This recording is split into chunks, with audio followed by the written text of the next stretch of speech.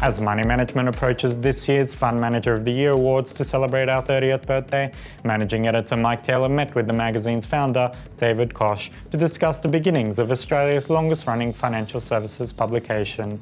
Taylor and Koch traversed the tumultuous times which gave birth to money management, not least the 1987 crash, the birth of the superannuation guarantee, and young Warwick Fairfax's bid to take control of John Fairfax and Sons, now Fairfax Media. As we move closer to the Fund Manager of the Year gala dinner on the 25th of May, Koch and Taylor discussed the factors that led to money management success and the personalities which have added so much colour to our sector. Okay, David, well, it's been a long time since you were this close to money management. 30 years, 1987 was a very interesting year in lots of ways. Yep. But it begs the question, what prompted you to establish money management? What was the dynamic of the market and the funds management industry that prompted it? Remember we'd started Personal Investment Magazine about 3-4 years beforehand. And that was a huge success back then. This is before there were personal finance sections in newspapers or on radio. No one gave a toss about personal finance. And the patron saint of retail financial services came along, Paul Keating, and decided to deregulate financial markets, float the dollar, and the world just changed. And fortunately, my parents lived in America at that time. And I saw this magazine over there called Money Magazine, which was a retail investment magazine, and thought, wow, that could do all right in Australia. And I'd started writing personal investment cover stories for BRW, which I was working on at the moment, and Bob Gottlieb's, and started to get excited about, you'd see increases in circulation on the back of them. Hill Samuels, Cash Management Trust, all that sort of stuff launched.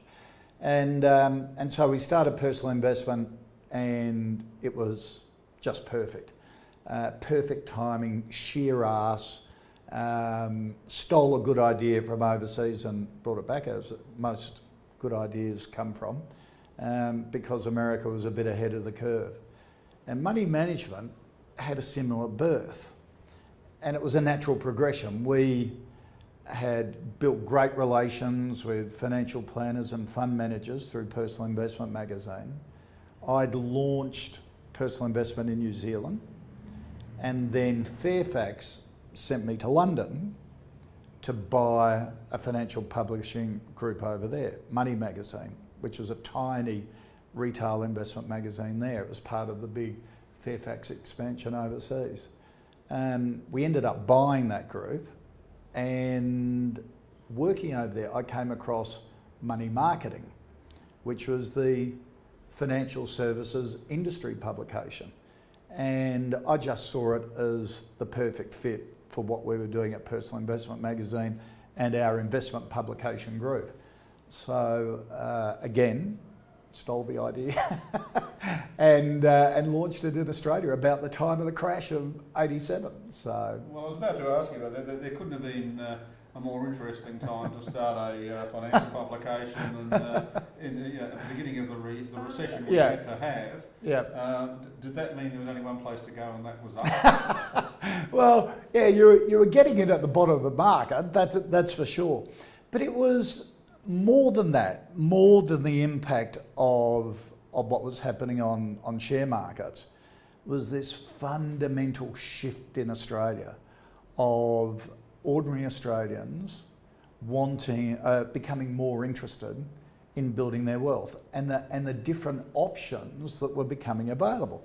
You know, remember before, and Keating started compulsory superannuation as well. So all of a sudden people were going, hey, part of my money is going into retirement.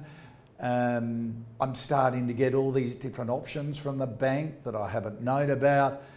Previously, you used to put your money in a savings account or a term deposit if you were really sexy.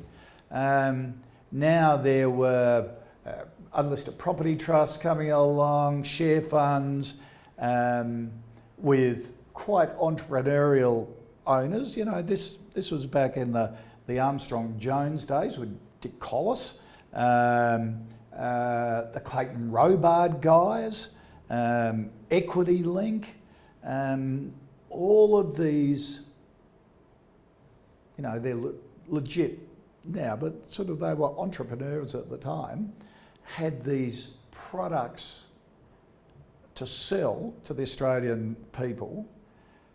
They didn't have a distribution network like a bank or a building society. And then all of a sudden these financial planners came out of the life insurance industry. And so it was, if you like, product meets salespeople. And that's really how the industry started. It was like the Wild West at the time. There were lots of colourful characters working in it, but that was the start of a really exciting industry.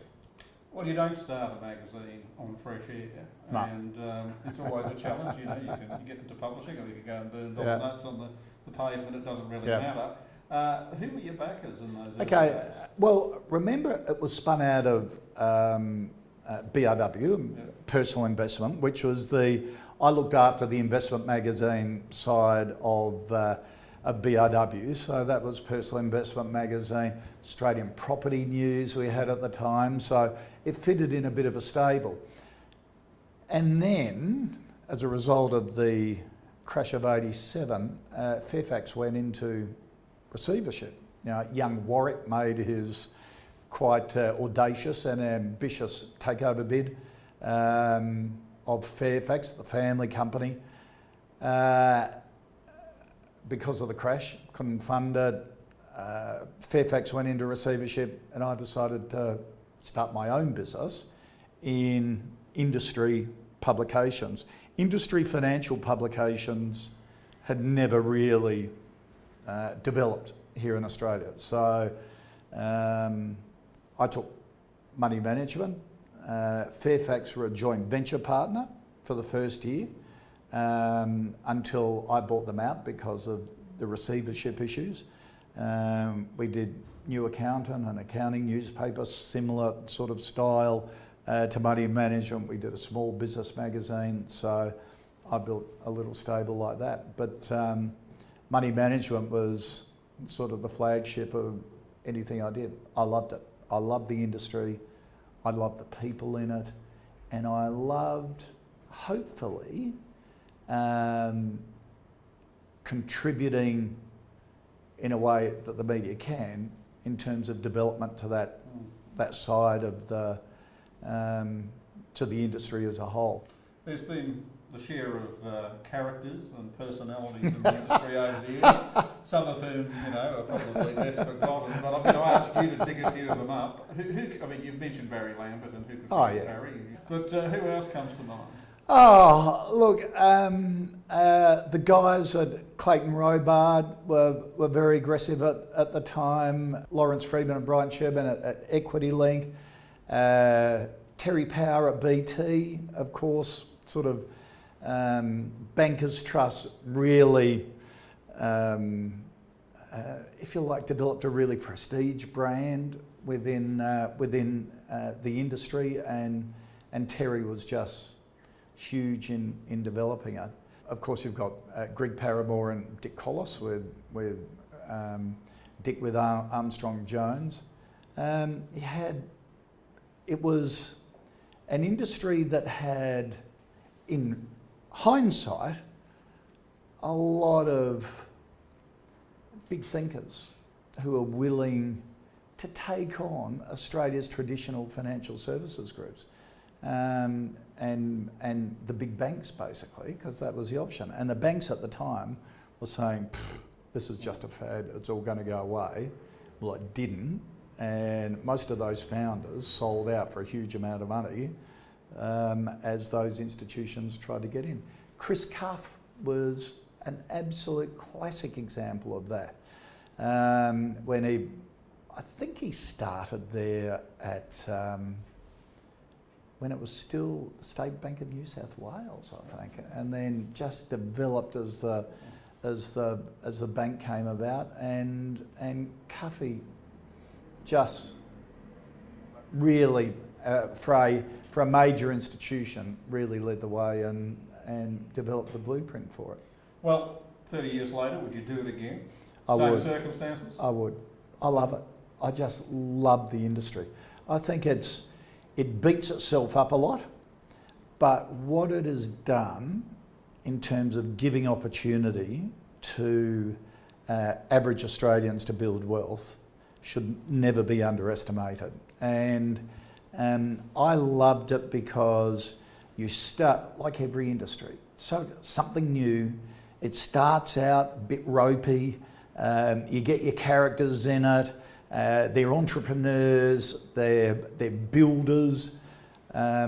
Then the cycle goes under scrutiny, and then it plateaus out a bit, and there's a lot of navel gazing, quite rightly, and a lot of regulation, and then it has another climb up. And the industry, the basis of the industry really hasn't changed. It's building a trust with clients, with average Australians who follow a normal life, who might be a great mechanic, might be a great small family manufacturer and love what they're doing, and it's the role of the industry to say, okay, here's a way of building your wealth personally to make sure you don't need for anything financially in the future. And that's a wonderful thing if people can be part of it.